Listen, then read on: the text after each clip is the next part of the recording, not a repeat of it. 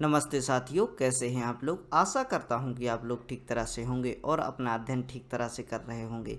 भारतीय राज्य व्यवस्था का यह 17वां व्याख्यान है और इसके अंतर्गत हम 14 से 29 राज्य बनने तक की घटना के बारे में अध्ययन करेंगे, जो कि 1956 से प्रारंभ हुआ।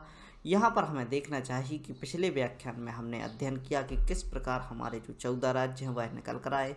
विभिन्न कमेटियाँ यहाँ पर गठित की गई। जब part A B C D में जो विभक्त भारत को विभक्त किया गया था, उसके बाद हम देख सकते हैं कि जो लास्ट में जो कमीशन आता है, फैजल अली कमीशन, उसके द्वारा रिकमेंडेशन दी जाती है, यानी सलाह दी जाती है कि आप 16 राज्य तथा 6 केंद्र शासित प्रदेश बनाइए। तो यहाँ पर हम देख सकते हैं कि इसको संशोधित कर 14 राज्य तथा 6 केंद्र शासित प्रदेश बनाए गए।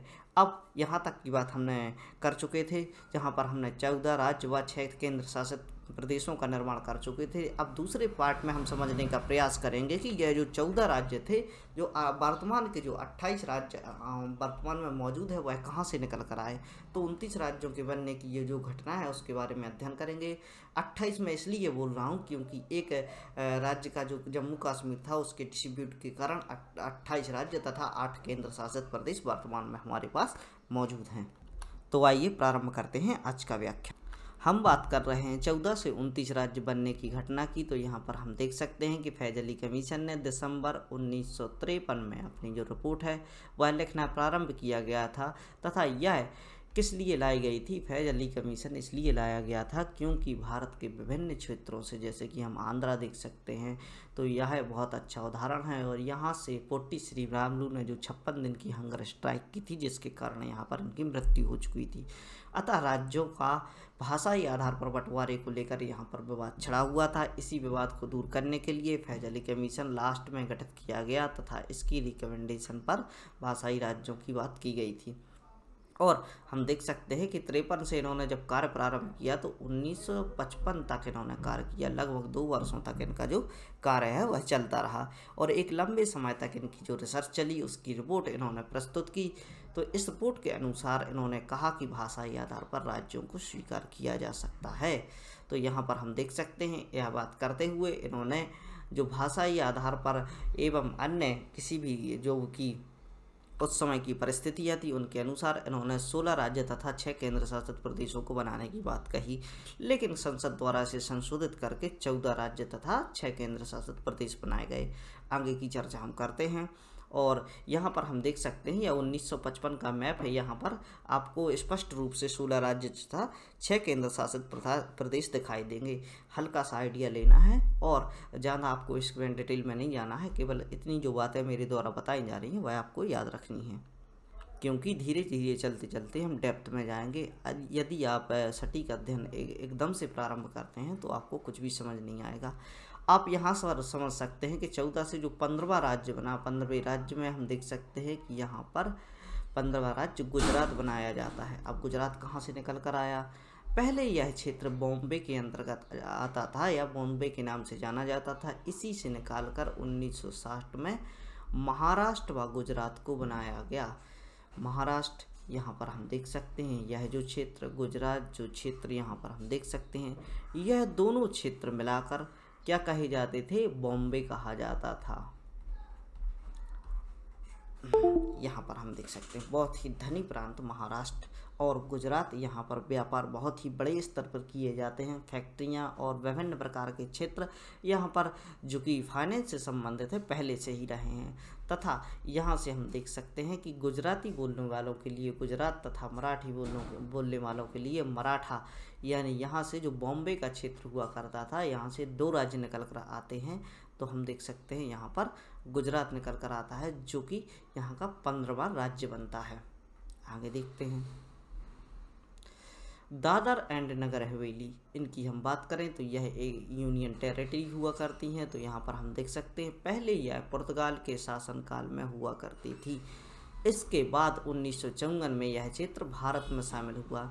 1954 के पहले तक दादर एवं जो कि नगर हवेली है कहाँ के शासनकाल में आती थी, यह पहले पुर्तगाल के शासनकाल में आती थी।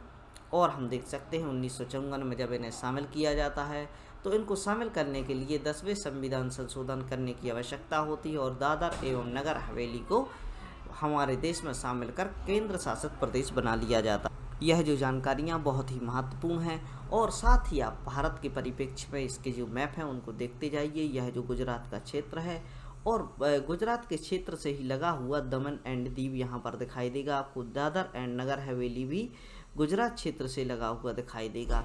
और हम देख सकते हैं कि गोवा जो कि यहाँ पर है और यह कर्नाटक एवं महाराष्ट्र को अपनी बाउंड्री शेयर करता है। तो हम देख सकते हैं कि यहाँ से हमने जो संविधान संशोधन है उनके बारे में भी अध्ययन करते जा रहे हैं। तो 10वां संविधान संशोधन किसके लिए लाया गया था? तो यह लाया गया था जो कि दादर एंड नगर हवेली, दादर और नगर हवेली को भारत का हिस्सा बनाने के लिए, केंद्र शासित प्रदेश बनाने के लिए। आगे देखते हैं, गोवा दमन द्वीप की बात करें तो यह क्षेत्र पहले पुर्तगाल के शासनकाल में आया करता था। यहाँ पर हम देख सकते हैं कि पुर्तगाल का शासन हुआ करता था। अल्बुकर्क, अल्मीडा यहाँ के गवर्नर हुआ करते थे। हमने अपने इतिहास के व्याख्यान में इसका विस्तृत अध्ययन किया है। आप चाहें तो इस के व्याख्यानों को सुन सकते हैं। लगभग 104 से ज़्यादा व्याख्यान यहाँ पर डले हुए हैं और आप उनको अध्ययन करके अपना जो स्टडी का बेस है वह अच्छी तरीके से बना सकते हैं। 1961 में पुलिस कार्यवाही के द्वारा इसे भारत में शामिल कर लिया गया। यानी यहाँ से हम देख सकते हैं कि हर जगह पर हमें सीधी उंगली से घी नहीं निकला, तो कुछ उंगली को टेढ़ा करना पड़ा। तो यहाँ पर हम देख सकते हैं कि आसानी से हमें आज़ादी प्राप्त नहीं हुई है। भारत जो एक संगठित भारत को हम देखते हैं, यह आसानी से प्राप्त नहीं हुआ है। 1961 तक यहाँ पर जो कि पुर्तगाली है वह बैठे हुए थे। जब यहाँ पर पुलिस कार्यवाही की जाती है तो यहाँ से जो पुर्तगाली हैं वह भाग खड़े होते हैं और यह क्षेत्र भारत में शामिल कर लिया जाता है। 1962 की बात करें तो 12वें संविधान संशोधन द्वारा इससे केंद्र शासित प्रदेश बनाया जाता है। तो हम यहाँ पर देख सकते हैं कि वर्तमान में गोवा तो क्या है, राज्य है, लेकिन 1962 में जब इसे भारत का हिस्सा बनाया गया तो सबसे पहले इसे केंद्र शासित प्रदेश बनाया गया। आप राज्य बनाने की बात करें तो सीधे तौर पर राज्य इसलिए नहीं बनाए जाते क्योंकि यहाँ पर एक सीएम की आवश्यकता होगी, स्थायी सरकार की आवश्यकता होगी, उसके लिए कार्यालय चाहिए पड़ेंगे। यानी हम देख सकते हैं कि विधानसभा एवं विधान परिषद यहाँ पर होनी चाहिए। तो यहाँ इस प्रकार की व्यवस्थाएं जुटाने के लिए थोड़ा सा समय लगता है। तो 1987 में वह समय आ चुका था जब गोवा को केंद्र शासित प्रदेश यहाँ तक बना रहता है एवं 1987 में ही इसे राज्य का दर्जा दे दिया जाता है। दमन व दीव को अलग करके केंद्र शासित प्रदेश बना दिया जाता है। यानी दो बातों को हम यहाँ पर समझ सकते हैं। दमन और दीव के बारे में हमने अध्ययन किया तो दमन और दीव अपने मैप में यहाँ पर देख चुके हैं कि यह जो दमन और दीव का वाला हिस्सा है इसे केंद्र शासित प्रदेश बना दिया जाता है और 1987 का ही वह समय होता है और गोवा के लिए राज्य का दर्जा दे दिया जाता है। आगे देखते हैं, पुदुचेरी के बाद बारे में हम बात करें तो यह क्षेत्र 4 भागों में विभक्त था। अब ये 4 भाग कहाँ थे इनके बारे में हमें देखना चाहिए। तो पुदुचेरी, कराईकल, माहे और यमन, इसको आप 4 भागों में आराम से समझ सकते हैं। नोट डाउन करते जाइए, इन्फॉर्मेशन बहुत ही महत्वपूर्ण है। पुदुचेरी के बारे में आप अध्ययन करेंगे। कराईकल, माहे और यमन, यह चारों क्षेत्र किसके अंतर्गत आते थे? यह आते थे पुदुचेरी के अंतर्गत। यह क्षेत्र पहले फ्रांस के अधिकार क्षेत्र में रहा करता था। अतः हम देख सकते हैं कि जो यमन वाला क्षेत्र था, यानी ये जो यमन की बात कर रहे हैं, यह आंध्र प्रदेश के निकटवर्ती क्षेत्रों में से आता था। पुदुचेरी का क्षेत्रफल तमिलनाडु के क्षेत्रफल के अंतर्गत आता था, यानी इसके सीमावर्ती क्षेत्र में आता था। कराईकल की बात करें यह तमिलनाडु में आता था और माहे की बात करें तो यह केरला क्षेत्र में आता था। अब इससे संबंधित प्रश्न पूछ लिए जाते हैं। थोड़ी सी भी जहाँ पर कन्फ्यूजन होती है, थोड़े से भी डिस्प्यूट होते हैं, वहाँ पर प्रश्न बनते हैं। तो आपको आसानी से याद रखना है कि पुदुचेरी है वह तमिलनाडु के अंतर्गत आता था, यमन आंध्र प्रदेश के, कराईकल तमिलनाडु और माहे केरला के। थोड़ी सी बातें यह आप याद रख के चलिए। 1954 तक यह फ्रांस के कब्जे में रहा तथा 1954 में यह भारत में शामिल कर दिया गया।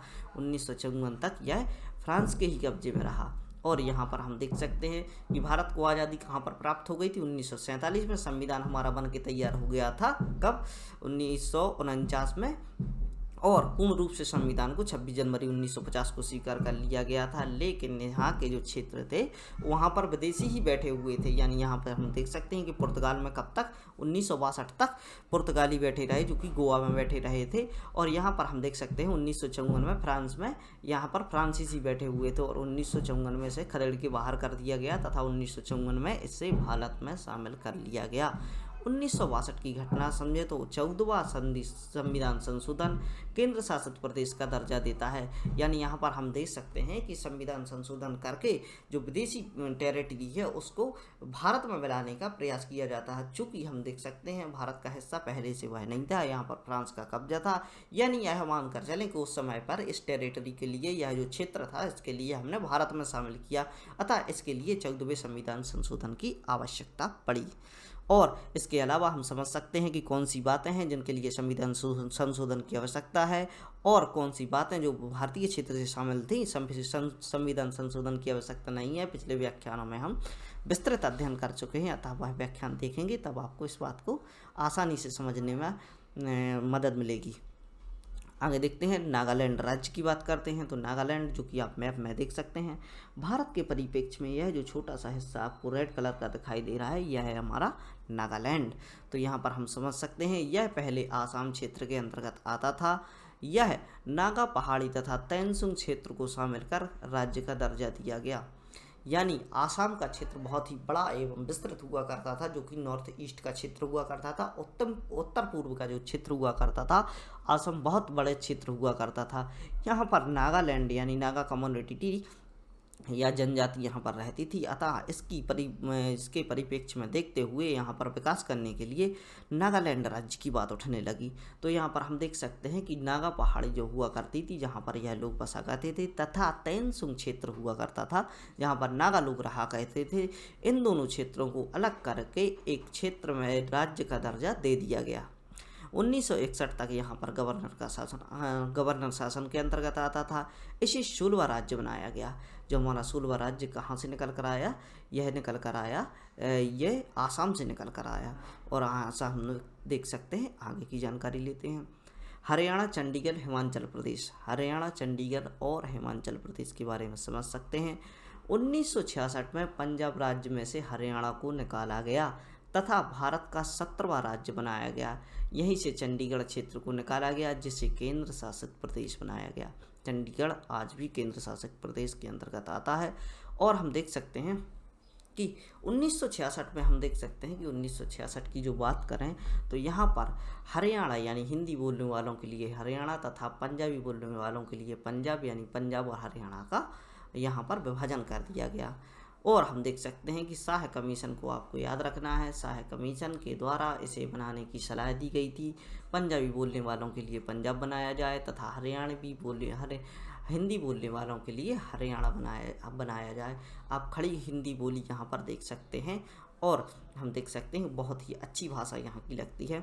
तो हाँ, यहाँ पर हम देख सकते हैं कि शाह कमीशन को आपको याद रखना है। प्रश्न पूछ लिए जाते हैं किस कमीशन की सिफारिश पर हरियाणा व पंजाब का निर्माण किया गया। पंजाब किसान आंदोलन के चलते चर्चाओं में है, अतः इससे संबंधित प्रश्नों को पूछ लिया जा सकता है। पहाड़ी क्षेत्र में जो पंजाब का हिस्सा हुआ करता था उसे हिमाचल प्रदेश बना दिया गया। अब पंजाब का क्षेत्र बहुत विस्तृत एवं बड़ा हुआ करता था, तो यहाँ पर हम देख सकते हैं कि एक पंजाब का बड़ा हिस्सा पाकिस्तान में चला गया था और इसके बाद भी भारत के पास बहुत बड़ा पंजाब का हिस्सा बचा हुआ था। तो उसी में से हम हरियाणा निकाल कर लाए और उसी के जो पहाड़ी क्षेत्र हुआ करता था उससे हम हिमाचल प्रदेश को निकाल कर लाए और जिसे केंद्र शासित प्रदेश का दर्जा दिया गया। तो बाद में इसे 18वां राज्य व 1971 में बना दिया गया। यानी हिमाचल प्रदेश पहले क्या बनाया गया? Union territory. जैसे यहाँ की व्यवस्थाएं जम गई, यहाँ पर सीएम, यहाँ पर स्थायी सरकार बनाई गई और हम देख सकते हैं यहाँ पर विधानसभा की स्थापना की गई। तो इसके अलावा हम देख सकते हैं कि यह सब चीज़ें मुहैया होने के बाद 18वां संविधान संशोधन 1971 में किया गया।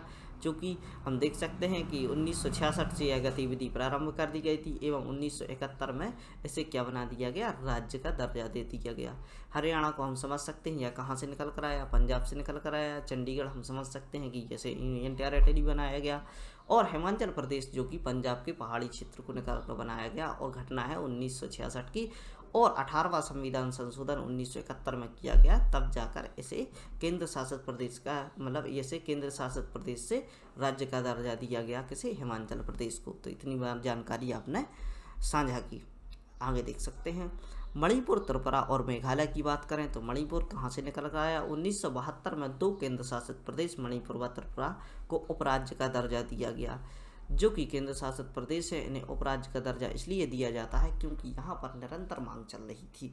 तो यहाँ पर हम देख सकते हैं मेघालय को राज्य का दर्जा दिया गया, यानी तीन बातें, मणिपुर तथा त्रिपुरा के लिए क्या बना दिया गया, यूनियन टेरिटरी बना दिया गया, और मेघालय के लिए क्या बना दिया गया, राज्य बना दिया गया। North east frontier agency NEFA Mizoram Arunachal Pradesh को बोला जाता है तथा मिजोरम तथा अरुणाचल प्रदेश जो कि क्षेत्र यहीं से लगा हुआ है, इसे नीफा बोला जाता था। यह बात आपको याद रखनी है। अब हम बात करें मणिपुर की, तो मणिपुर बनता है हमारा 19वां राज्य, और त्रिपुरा बनता है हमारा 20वां राज्य, और मेघालय बनता है 21वां राज्य। घटना है 1972 की। त्रिपुरा को संपूर्ण राज्य का दर्जा कब दे दिया जाता है? इसी प्रकार हम देख सकते हैं कि त्रिपुरा में जो यहाँ पर मांग चल रही थी, तो त्रिपुरा के लिए पहले उपराज्य बनाया हुआ था, इसके बाद इसे संपूर्ण राज्य का दर्जा दे दिया जाता है। आगे देखते हैं, सिक्किम के बारे में बात करें। 1947 के पहले सिक्किम को संरक्षित राज्य रखा गया था, फिर इसे संगठित राज्य का दर्जा दिया गया, और इसके बाद हम देख सकते हैं 35वें संविधान संशोधन द्वारा 1974 में इसे भारत का हिस्सा बना लिया गया, यानी एक राज्य का दर्जा दे दिया गया।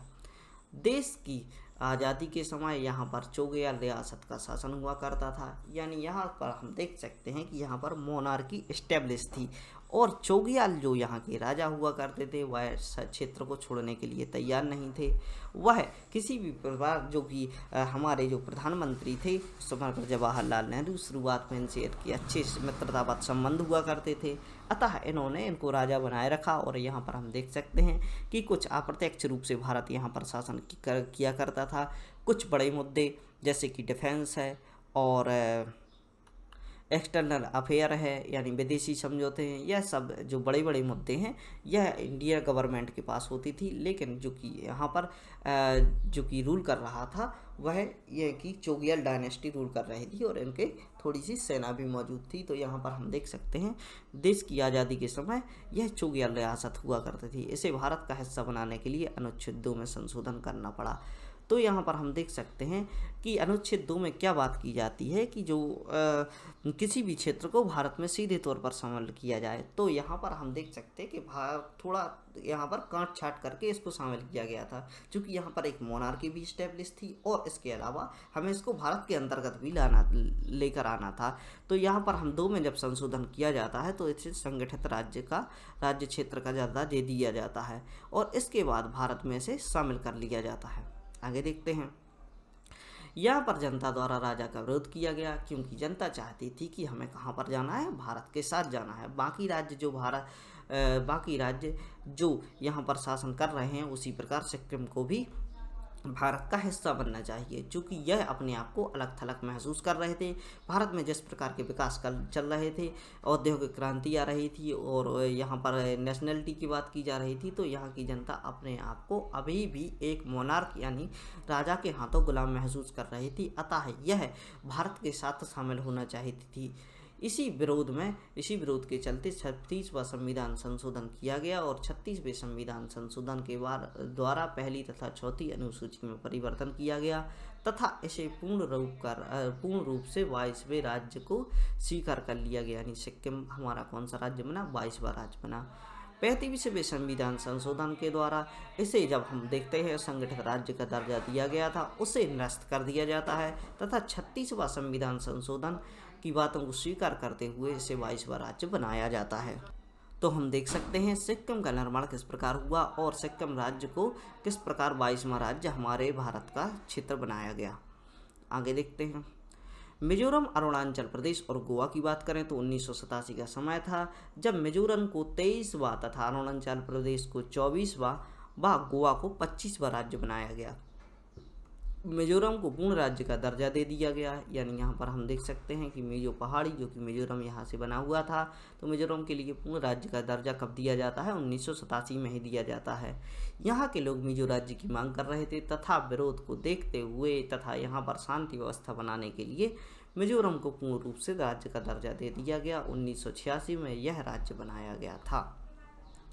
आगे देखते हैं, अरुणाचल प्रदेश की बात करें तो अरुणाचल प्रदेश का क्षेत्र आप देख सकते हैं, यह जो नॉर्थ ईस्ट का क्षेत्र है वह अरुणाचल प्रदेश है हमारा। तो यहाँ पर हम देख सकते हैं अरुणाचल प्रदेश को 1972 तक केंद्र शासित प्रदेश बनाया हुआ था तथा 1972 में ही इसे राज्य का दर्जा दे दिया गया। गोवा की बात करें तो दमन एवं दीप से अलग करके दमन एवं दीप का क्षेत्र यह हुआ करता था। 1987 में इसे राज्य का दर्जा दिया गया, चूँकि हम देख सकते हैं कि 1962 में ही इसे भारत का हिस्सा बना लिया गया था। अब तक यह केंद्र शासित प्रदेश था और 1987 में हम देखते हैं कि गोवा को पूर्ण राज्य बना दिया जाता है, जो कि वर्तमान में राज्य बना हुआ है। छत्तीसगढ़, उत्तराखंड और झारखंड की बात करते हैं तो 2000 की बात हो रही। सन 2000 में क्या घटना घटी, तो यहाँ पर हम देख सकते हैं 3 नए राज्य बनाए गए। मध्य प्रदेश से अलग करके छत्तीसगढ़ 26वां राज्य बना। उत्तर प्रदेश से अलग करके उत्तराखंड 27वां राज्य बना। बिहार से अलग करके झारखंड 28वां राज्य बनता है और 2000 तक हमारे पास 28 राज्य हो चुके थे। आगे देखते हैं, यह जो क्षेत्र यहाँ पर हम समझ सकते हैं कि यह जो गुजरात एवं मध्य प्रदेश का क्षेत्र है, गुजरात की कुछ सीमा मध्य प्रदेश को छूती है और यहाँ पर हम देख सकते हैं कि छत्तीसगढ़ जो क्षेत्र है यह इस प्रकार मध्य प्रदेश से अलग हुआ। और यहाँ पर हम देख सकते हैं कि इसके पहले जो 2000 के पहले यह मध्य प्रदेश का क्षेत्र इतना हुआ करता था और यहाँ से हम देख सकते हैं कि 2000 में जब छत्तीसगढ़ को अलग कर दिया गया तो 1/3 हिस्सा जो कि छत्तीसगढ़ अलग होकर यहाँ पर हम देख सकते हैं झारखंड। और आगे देखते हैं इसके बारे में, यहाँ पर हम देख सकते हैं उत्तराखंड के बारे में। जो उत्तराखंड का क्षेत्र है वह यह है। यहाँ पर हम देख सकते हैं कि यह भारत के परिप्रेक्ष्य में, इसके मैप को आप देखते जाइए और समझने का प्रयास कीजिए कि कौन सा देश कहाँ पर है। और यहाँ से हम बात करते हैं झारखंड की, और झारखंड का क्षेत्र यह जो है यहाँ पर हम देख सकते हैं यह झारखंड के राज्य है। और भारत के परिप्रेक्ष्य में इसको देखें तो यह जो झारखंड का क्षेत्र है यह आपको यहाँ से दिखाई देगा, जो बिहार से अलग होकर बना था। बिहार एक ही हुआ करता था, बहुत ही बड़ा क्षेत्र हुआ करता था। और हम देख सकते हैं कि प्राचीन काल में जो बिहार का स्वरूप हमने देखा तो बिहार में इस प्रकार की सत्ता थी, वह संपूर्ण भारत पर राज किया करते थे। आगे देखते हैं हम तेलंगाना के बारे में। 2014 में तेलंगाना से निकालकर आंध्र प्रदेश को बनाया गया सबसे नया राज्य। यहाँ पर हम देख सकते हैं कि यह 29वां राज्य बनाया जाता है। यहाँ पर हमें देखना चाहिए कि 1953 में पहला भाषाई राज्य क्या बनता है, आंध्र प्रदेश। और इसके बाद राज्यों का निर्माण प्रारंभ होता है। हम अपने देश में 28 राज्य तथा 8 केंद्र शासित प्रदेश आज वर्तमान में देखे जाते हैं।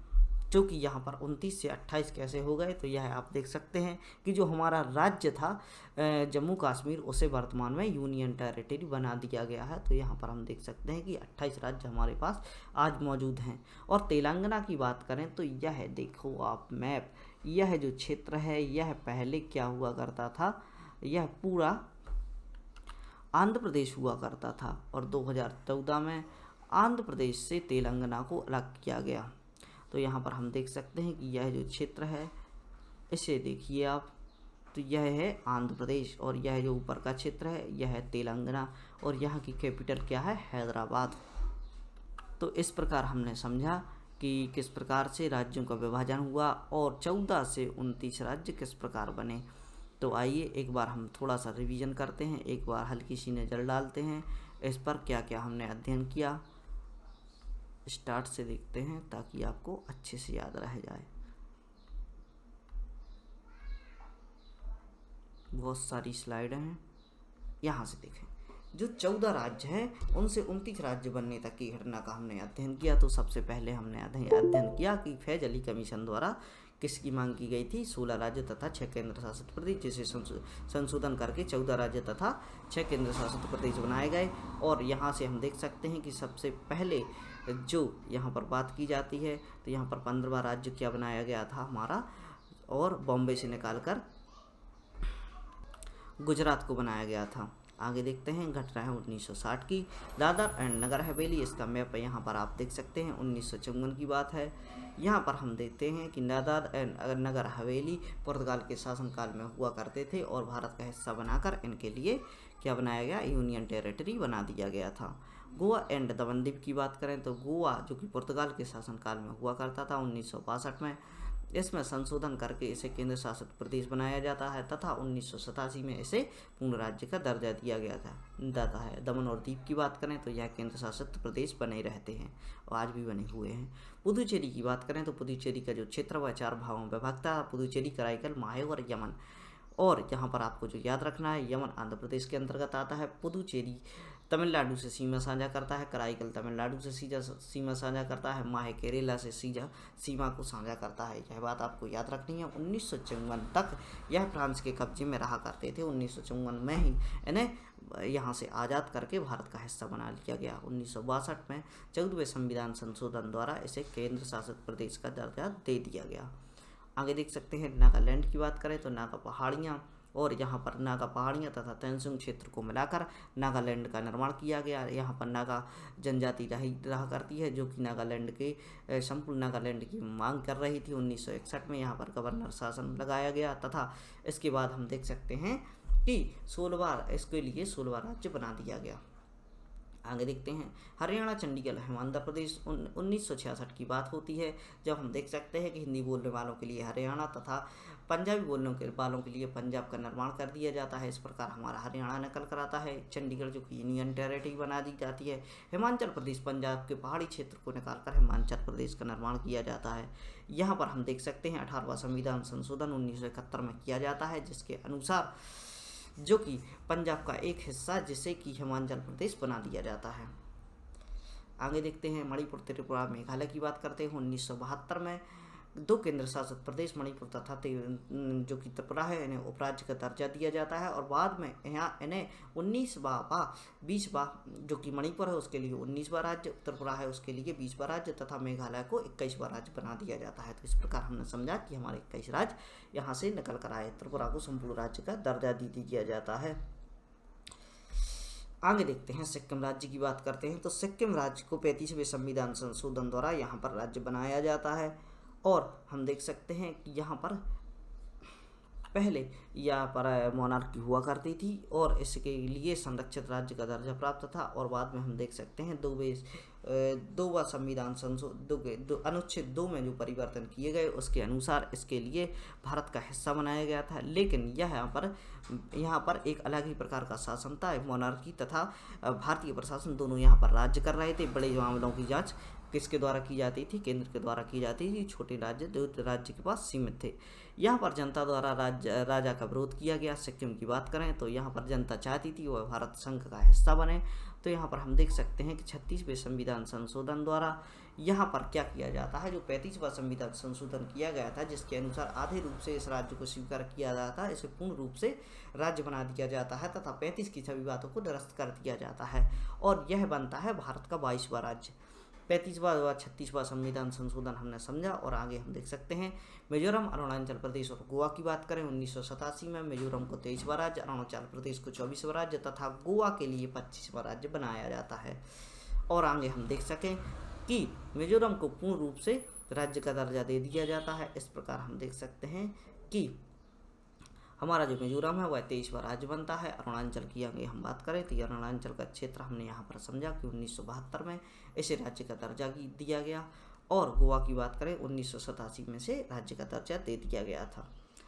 छत्तीसगढ़, उत्तराखंड तथा झारखंड 2000 में निकल कर आई। यहाँ पर हम देख सकते हैं राज्य पुनर्गठन आयोग द्वारा यहाँ पर इनको राज्यों को बनाया गया और यहाँ पर हम देख सकते हैं कि जो छत्तीसगढ़ है वह 26वां राज्य, 27वां राज्य उत्तराखंड, 28वां राज्य झारखंड को बनाया गया। 2000 तक हमारे पास 28 राज्य हो चुके थे। 29वें राज्य की बात करें तो 29वां राज्य हमारा बना क्या? तेलंगाना, जो कि आंध्र प्रदेश से अलग करके बनाया गया था और घटना है 2014 की। तो इस प्रकार हमने अध्ययन किया और समझने का प्रयास किया कि इस प्रकार 14 राज्य से 29 राज्यों का सफ़र हमने ये तय किया और पॉलिटी में आप बहुत ही अच्छे तरीके से इस बात को समझ चुके होंगे। और इस प्रकार के व्याख्यानों को आप और चाहते हैं तो ये study guide by Mani Pandey से बने रहे। ज़्यादा से ज़्यादा बच्चों तक इन प्रयासों को फैलाने का प्रयास करें ताकि वह भी शिक्षित हो सकें। और हम देख सकते हैं कि हमारे जो पॉलिटी के 17 लेक्चर पूरे हो चुके हैं। हिस्ट्री हमने पूरी कवर करा चुके हैं और हिस्ट्री का आप अध्ययन कीजिए और ऐसे बच्चों तक इनको पहुंचाने का प्रयास कीजिए जो इस प्रकार की शिक्षा से वंचित हैं। पढ़ते रहिए, खुश रहिए। जय हिंद, भारत माता की जय।